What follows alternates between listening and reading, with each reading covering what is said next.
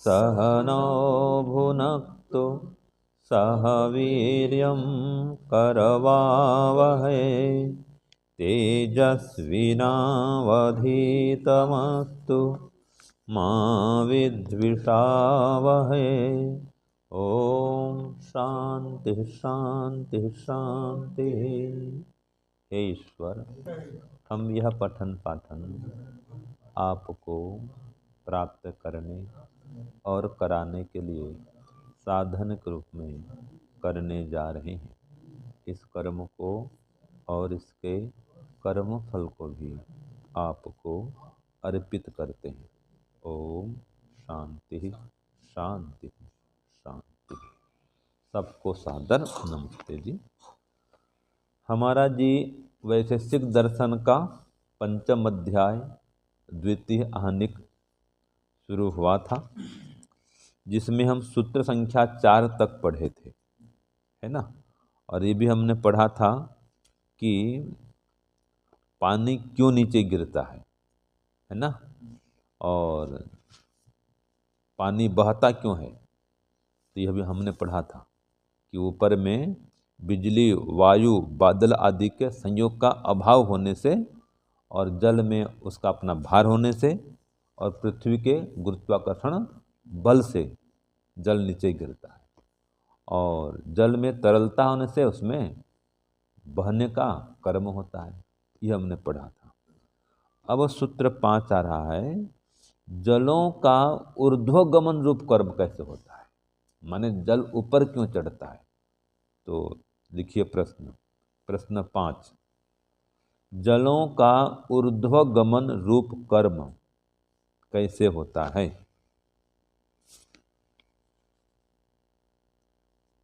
ठीक है, या जल ऊपर की ओर क्यों उड़ता है। जल ऊपर की ओर क्यों उठता है। उड़ता है, हाँ, उठता है, ऊपर चढ़ता है ना। जल ऊपर क्यों चढ़ता है, कर दो।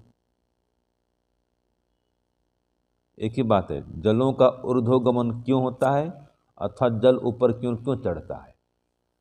ठीक है, ये प्रश्न है।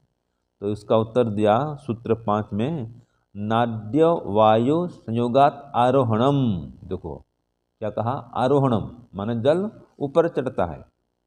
तो क्यों चढ़ता है, तो कहा नाड्य वायु संयोगात। ये क्या है, लिखो, हिंदी में लिखिए इसका, नाड़ियों और, हाँ नाड़ी, नाड़ी, यहाँ पर नाड़ी माने सूर्य रश्मि, सूत्र में नाड़ी कहा है, लिखिए, नाड़ियों और सूर्य रश्मियों में होने वाले वायु के संयोग के कारण से, वायु के संयोग के कारण भी कह सकते हैं, जलों का ऊर्ध्वगमन रूप कर्म होता है। जलों का ऊर्ध्वगमन रूप कर्म होता है, या जल ऊपर की ओर चढ़ता है। जलों का ऊर्ध्वगमन रूप कर्म होता है या जल ऊपर की ओर चढ़ता है। फिर बोलता हूँ, देखो, नाड़ियों और सूर्य रश्मियों में होने वाले वायु के संयोग के कारण जलों का ऊर्ध्वगमन रूप कर्म या जल का ऊपर चढ़ना होता है। ठीक है, अब ये दो बातें इसमें हैं। नाड़ी माने सूर्य की रश्मि, देखो सूत्र में क्या कहा है, नाड़ी वायु संयोगात। अब इतना कहा, नाड़ी और वायु के संयोग होने से आरोहणम, आरोह होता है जल का। तो नाड़ी का दो अर्थ क्या भाष्य में, देखो, नाड्य खलु सूर्य रश्मय, देखो भाष्य में, और शरीर स्नावनाश्च। ये नाड़ी के दो अर्थ हैं, एक तो सूर्य की रश्मि और दूसरा शरीर की स्नायु माने नस नाड़ी। जो शरीर की नस नाड़ी हैं वो भी नाड़ी हैं, और जो सूर्य रश्मि है, सूर्य किरणें, वो भी नाड़ी हैं। तो तत्र उभयत्र, इन दोनों में भवः नाड्य, सच वायु संयोग, ये दोनों का नाम ही नाड़ी है, नाड़ी। और इनमें जब वायु का संयोग होता है तो एक तो जल ऊपर चढ़ता है वहाँ पर, और शरीर में क्या होता है, ये रक्त आदि का ऊपर जाना होता है। तो नाड़ीसु माने कि रश्मिसु, स्नावसु भवो भयो यो वायुना संयोग, कि नाड़ियों में माने सूर्य की रश्मियों में और शरीर के अंदर के नसों में जब वायु का संयोग होता है तो इसलिए उसका क्या होता है, आरोहणम माने ऊर्ध्वगमनम, ऊपर की ओर चढ़ना होता है। तो प्रकृति में क्या, संसार में क्या होगा कि अपाम माने जलों का, ग्रीष्मे भवति खलु आकाशे गमनम, तो ग्रीष्म में आकाश में गमन होता है, ऊपर मर चढ़ता है, जल ऊपर चढ़ता है, ये संसार में। और शरीर रस रूपेण सर्वदा, रस के रूप में हमेशा ऊपर चढ़ता है, नस नाड़ी के माध्यम से ये रस रूप में ऊपर चढ़ते रहता है। तो दोनों अर्थ हो गया कि संसार में जल ऊपर चढ़ता है सूर्य की ओर, है ना, अंतरिक्ष की ओर ऊपर चढ़ता है, और शरीर में शरीर के अंदर ऊपर गमन करता है। ठीक है जी, रक्त भी जाता है और रसाद भी जाता है। तो ये वायु के संयोग होने से शरीर के अंदर अथवा शरीर के बाहर ये रस का, जल का ऊपर चढ़ना होता है। ये जो सूर्य किरणें हैं ये खींचती है ना, वो भी आएगा, वो बाद में आएगा, वो मोटर पंप वाला भी आएगा। ये सूत्र 6 में आ रहा है, वो मोटर पंप से और पानी गर्म करने से वो भी आने वाला है। वो अभी तो केवल इतना दे दिया कि शरीर के अंदर जो नस नाड़ी है उनके अंदर रस ऊपर चढ़ता है, और जो सूर्य की रश्मि है वे भी ये तालाब आदि के जल को ऊपर खींचते हैं, तो उसमें वायु का संयोग भी कारण बनता है। तो अभी तो इतना ही दिया है बस, सूर्य रश्मि और शरीर के अंदर रस, तो ये दोनों ऊपर की ओर चढ़ते हैं वायु के संयोग से। अब सूत्र 6 में आ रहा है, आपने जो कहा था ना, तो ये प्रश्न बनेगा और किस कारण से जल ऊपर की ओर चढ़ता है। लिखो सूत्र 6, ये तो पहला तो पढ़ लिए कि वायु के संयोग से क्या होता है, जल ऊपर की ओर चढ़ता है ना। हाँ, इसमें वो छूट गया था, तत्र आपो रसः समवायी कारणम, ये जो जल हैं और रस हैं, शरीर में रस और संसार में जल, ये समवायी कारण है। और नाड़ी और वायु का संयोग यह असमवायी कारण है, दिया ना। और अपाम द्रवत्व, जो जल का द्रवत्व है, और नाड़ी का उष्णत्व प्रधान होना है, ये उसका निमित्त कारण है। तो ये 3 कारण हम पढ़ते आए हैं ना जी। तो ये जल का उष्ण होना, गर्म होना, गर्मी से भरा होना, है ना, तो ये क्या है, इसका निमित्त कारण है।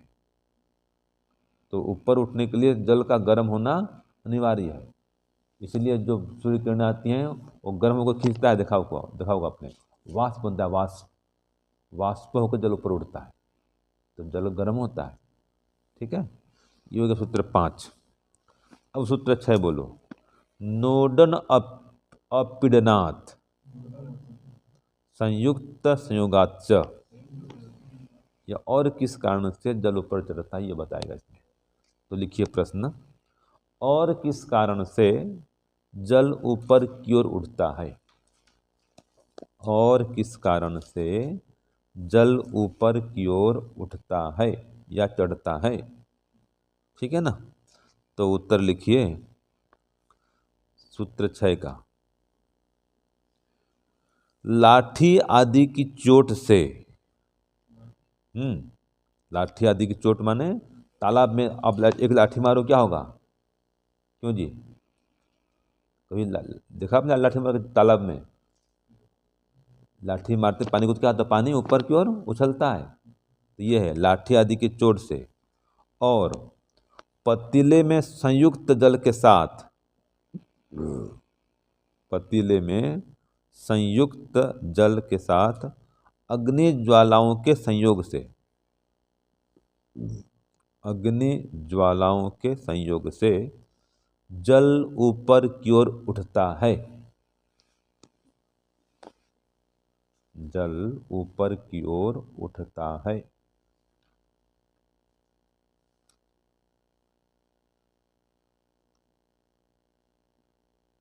उड़ता है या चढ़ता है, करो, दोनों की बात है। तो ये कह रहा है इसमें कि एक तो लाठी से चोट मारते हैं पानी को तो भी पानी ऊपर उड़ता है, और जब गर्म करते हैं पतीले में अग्नि का संयोग होता है तो भी जल ऊपर ऊपर उड़ता है वाष्प के रूप में।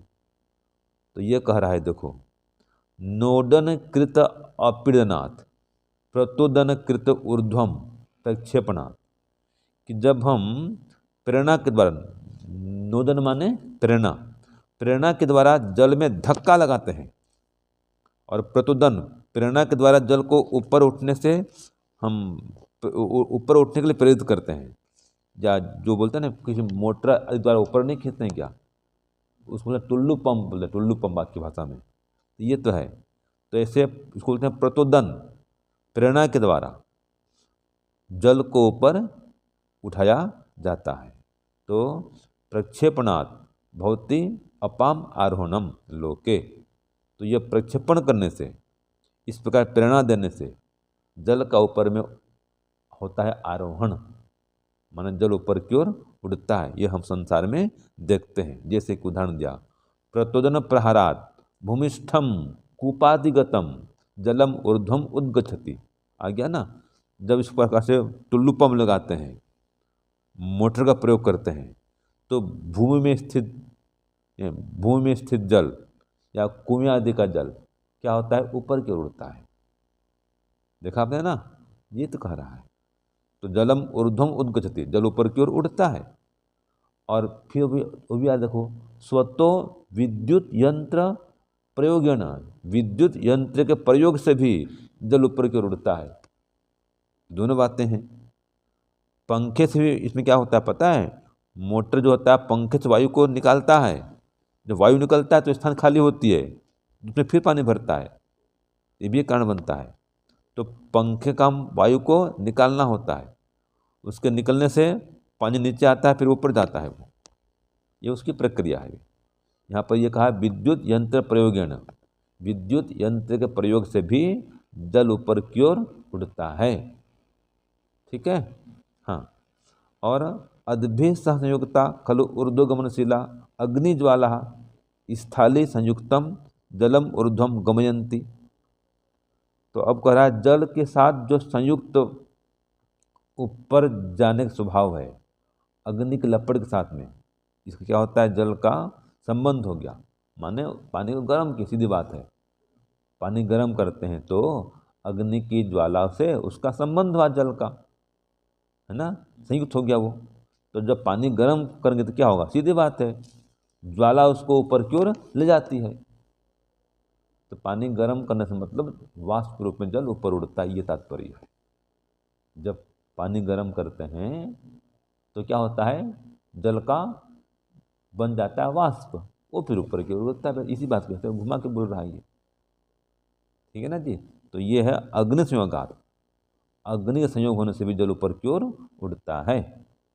तो अब देखो यहाँ पर कह रहा है एवं अद्भि सह यानी संयुक्तानि स्थली पात्राणि, जल के साथ जितने भी पात्र संयुक्त होंगे, वो चाहे कढ़ाई हो, चाहे बर्तन हो, लोटा हो, किसी भी बर्तन में आप पानी गर्म करो जी, है ना, अग्नि के ज्वाला से उसका संयोग होना चाहिए। तो यह है अग्नि ज्वालाम संयोगात तत्रस्थम जलम वाष्पीभूयात उद्गच्छति। जब वो स्थाली पात्र है, माने कोई कढ़ाई है, बर्तन है, जो भी है, उसके साथ में जब अग्नि के ज्वाला का संयोग होता है तो तत्रस्थम जलम, उसमें स्थित जल जो है क्या होता है, वाष्पीभूय, वाष्प बन करके उद्गच्छति, उद्गच्छति माने ऊपर उठता है, उद्गच्छति। तो माने दो ही काम है, ये कह रहा है, या तो पानी गर्म करो तो जल ऊपर की ओर उठेगा वो, अथवा ये कुएं में, तालाब में मोटर लगाओ और पानी को ऊपर उठाओ। तो दो ही उत्तर, बस यही इसका उत्तर है कि मोटर पंप से यह प्रकार विद्युत यंत्र प्रयोगेण, इसको कहा है प्रतोदन से, प्रहार से, है ना, जल का ऊपर आरोहण होता है, कुआं से अथवा तालाब से, नदी से। और दूसरा है पानी गर्म करो। तो दोनों क्रियाओं से आप जल को ऊपर उठा सकते हैं। यह आपका उत्तर हो गया सूत्र 6 का। अब इसमें वो कह रहा है समवायीकरण आदि का फिर आ जाएगा। जल तो हमेशा क्या होता है, समवायीकरण होता है ना। तो जल को ऊपर उठने में क्या है, ये स्वयं जो जल है वो समवायी कारण है, और जो अग्नि का संयोग है वो असमवायी कारण है ना जी। ये याद रखना। इसमें थोड़ा निमित्त कारण कर दिया इसको, उसको असमवाय कारण कर देना।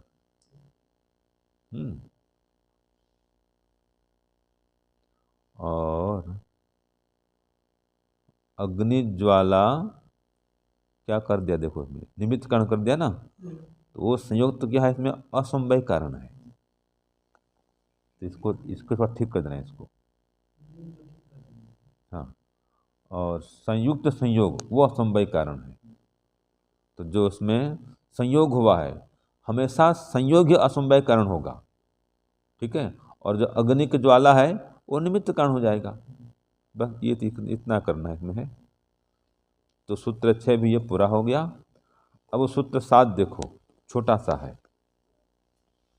बोलो, वृक्षाभिसर्पणम इति अदृष्टकारितम। अब इसमें प्रश्न आ रहा है, वृक्षों में नीचे से ऊपर की ओर जल का सरकना क्यों होता है। देखो प्रश्न 7, वृक्षों में नीचे से ऊपर की ओर जल का सरकना या चढ़ना क्यों होता है।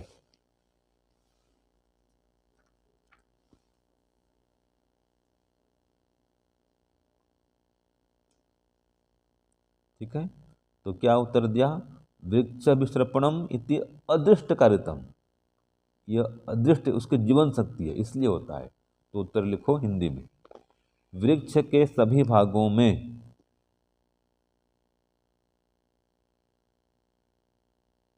नीचे से ऊपर की ओर जल का सरकना, वृक्ष के सभी भागों में नीचे से ऊपर की ओर जल का सरकना, ब्रैकेट में चढ़ना कर दो, जल का ऊपर की ओर चढ़ना, है ना। अब आगे लिखिए, वृक्ष की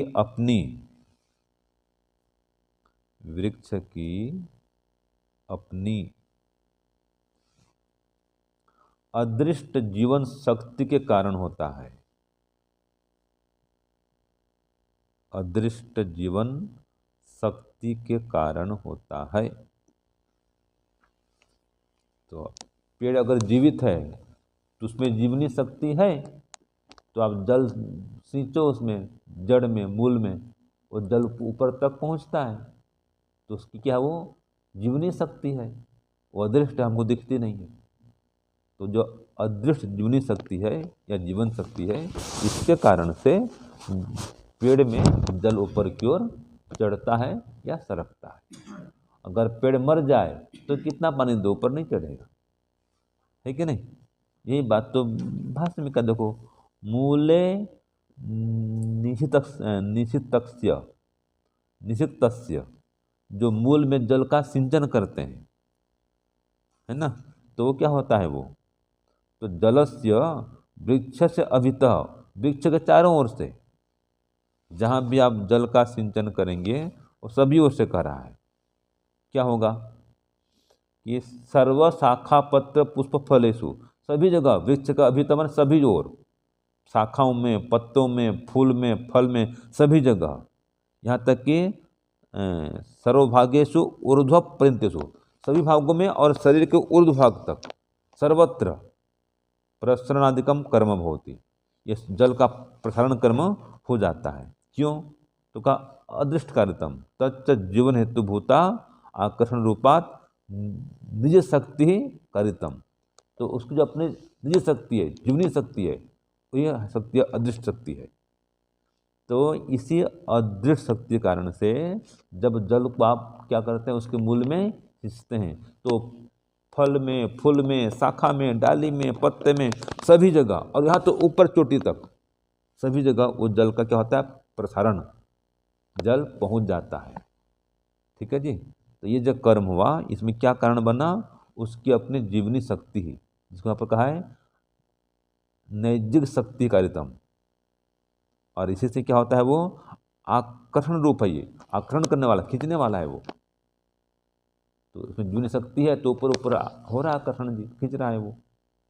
अगर पेड़ मर जाए तो कुछ नहीं होगा, फिर काम खत्म, है ना। अब ये हो गया सूत्र 7। ठीक है जी।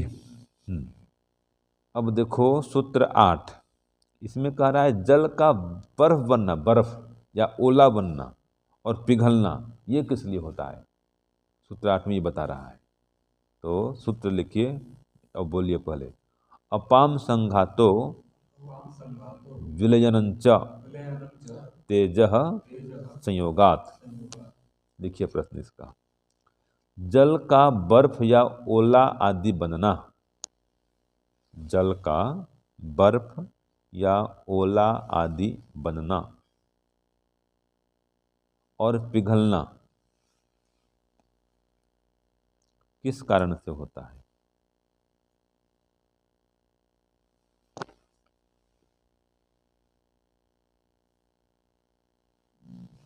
ठीक है, तो छोटा सा उत्तर लिखिए, जल का बर्फ या ओला आदि बनना और पिघलना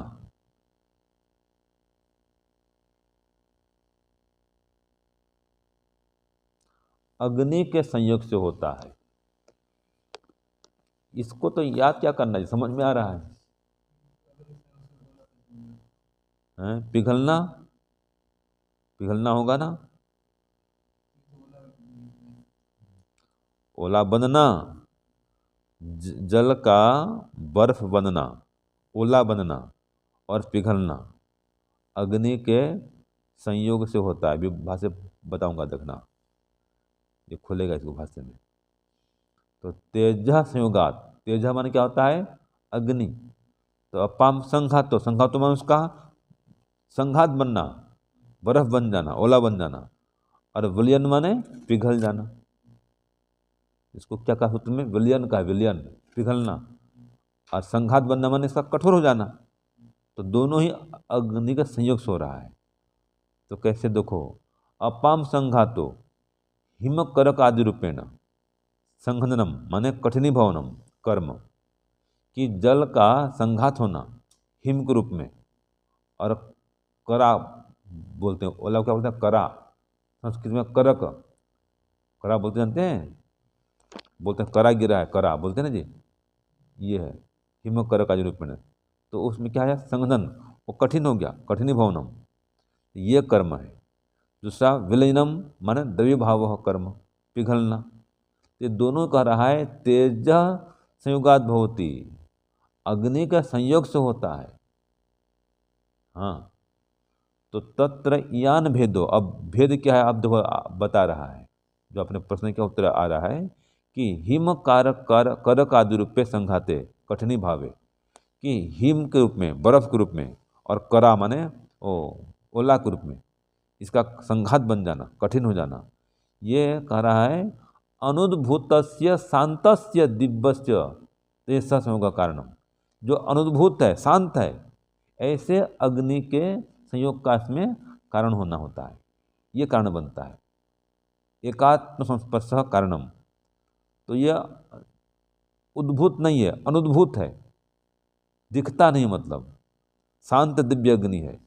तो इसके संयोग से वो क्या होता है, जब वो मिल जाता है तो इसके स्पर्श से, एकात्म संस्पर्श, इसके, इसका मतलब है स्पर्श माने मिल जाना। तो जब ये इस प्रकार से मिल जाता है, एकात्म भाव से मिल गया माने चिपक गया इसमें, तो जब अग्नि का उसमें एकीकरण हो गया, मिल गया वो, तो ये शांत अग्नि है, ये कह रहा है, और दिव्य तेज है। तो शांत दिव्य अग्नि जो उद्बुद्ध नहीं है, जलती नहीं है ज्वाला रूप में, ऐसे अग्नि के संयोग से तो वो क्या बनेगा, बर्फ बनेगा। और विलयने जब पिघलना होगा तो अब वो जलने वाला होगा। तो उद्भूत से कह दिया, जो अब उद्भूत हो गया, तापवत्तः, ताप वाला हो गया, माने गर्मी से युक्त जो अग्नि है इसमें उष्णता है, तो ये इसका संयोग है। पार्थिव संयोग संस्पर्श कारणम, तो ये पिघलने में ये कारण बनता है, इसका स्पर्श। तो मैंने इसको गर्म करो, सीधा अग्नि में तपाओ तो पिघल जाएगा। और जो कड़ा बन रहा है ये कह रहा है शांत अग्नि कह रहा है, अनुद्भूत अग्नि कह रहा है, जिसमें अग्नि ज्वाला रूप में प्रकट नहीं है, वो अग्नि काम करती है उसके बर्फ बनने में। वो उद्भूत प्रकट रूप में नहीं, ज्वाला रूप में नहीं है वो अनुद्भूत अग्नि, प्रकट रूप में नहीं है वो। ये मैं कहा ना, शांत है तो अग्नि लेकिन शांत है वो, मानो वहाँ भी गर्मी है लेकिन वो ऐसा ज्वाला रूप में नहीं है। ये जो कह रहा है उद्भूत, जो उद्भूत है वो तो ताप वाला है, इसका संयोग तो उसको पिघला देगा। तो एक दो प्रकार अग्नि का, एक अनुद्भूत और एक उद्भूत। तो जल को जमाने में अनुद्भूत अग्नि कारण है, शांत अग्नि कहा रहा है इसको, दिव्य है वो। और जल के पिघलने में, ये बर्फ के पिघलने में वो कह रहा है उद्भूत, ताप वाला। उसमें ताप नहीं था, गर्म ताप नहीं था उसमें, वो शांत है वो। और इसमें क्या कहा है, देखो तापवतः, इसके संयोग से, स्पर्श से अग्नि का पिघलना होता है। तो उभयत, इन दोनों स्थिति में आप समवायी कारणम, जो जल है वो समवायी कारण है, जो तेज है उसका संयोग क्या है, असमवायी कारण है, और जो तेज स्वयं अग्नि है वो निमित्त कारण है। आप जल समवायी कारण है, समवायी कारण जल है ना जी, जो मूल पदार्थ है जो पिघल रहा है वो समवायी कारण, जो कच्चा माल है, मेटर है। निमित्त तो चेतन होता है, उपादान माने हम बोलते हैं, हाँ उपादान तो बोलते हैं समवायी को, जैसे कि धागा, धागा उपादान कारण है, तो यहाँ समवायी कारण, जिसमें क्रिया होती है जिस पदार्थ में, वो समवायी कारण कहलाता है। ठीक है, सूता में, धागा में क्रिया हो रही है तो वस्त्र बन रहा है। हाँ, जिसमें क्रिया हो जी, पहले भी कहा था, वही बताया था। और असमवाय कारण होता होगा संयोग, संयोग हो अथवा विभाग हो, ये बनता है असमवाय कारण। और जो निमित्त कारण बाह्य पदार्थ है जो प्रेरणा करता है उसको, जिसकी प्रेरणा से उसमें गति होती है, क्रिया होती है, वो कच्चे माल में, पदार्थ में, वो होता है निमित्त कारण। वो चेतन होता है हमेशा, अथवा चेतन की प्रेरणा से होता है, जैसे आत्मा का प्रयत्न, वो भी निमित्त कारण बनता है। अग्नि है तो वो परमात्मा में प्रेरणा है ना, अग्नि, अग्नि तो अपने आप तो बनती नहीं है, परमात्मा ने उत्पन्न किया है। तो चेतन हो चाहे चेतन की प्रेरणा से काम करने वाला हो, तो वो निमित्त कारण बनता है वो। और संयोग हो या विभाग हो, वो असमवाय कारण बनता है। और जो कच्चा माल है जिसमें क्रिया हम कर रहे हैं जिस पदार्थ में, वो पदार्थ जो होता है समवायी कारण होता है। ठीक है, तो सूत्र 8 तक का पाठ भी पूरा हुआ। ओम शांति शांति शांति, सर्वेभ्यो नमः। सबको सादर नमस्ते जी।